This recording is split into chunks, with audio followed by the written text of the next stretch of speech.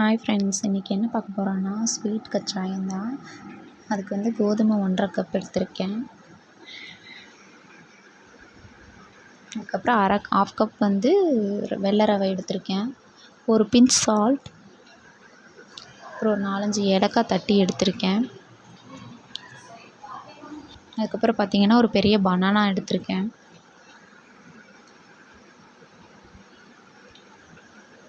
அப்புறம் வந்து கரும்பு சர்க்கரையை தண்ணியில் நல்லா கரைச்சி ஃபில்ட்ரு பண்ணி எடுத்திருக்கேன். ஏன்னா அதில் டஸ்ட் இருக்குல்ல, அதனால் ஃபில்ட்ரு பண்ணி எடுத்திருக்கேன். இவ்வளோத்தையும் பண்ணி மாவு பிசைஞ்சதுக்கப்புறம் வீடியோ எடுக்க மறந்துட்டேன். மண்டையில் இருக்க கொண்டைய மறந்த மாதிரி. சட்டி நல்லா காஞ்சதுக்கப்புறம் எண்ணெய் ஊற்றிட்டு, எண்ணெய் காஞ்சிருக்காங்கிறதுக்காக கொஞ்சோண்டு போட்டு பார்த்துட்டு மற்றதெல்லாம் போட ஆரம்பிச்சிட்டேன்.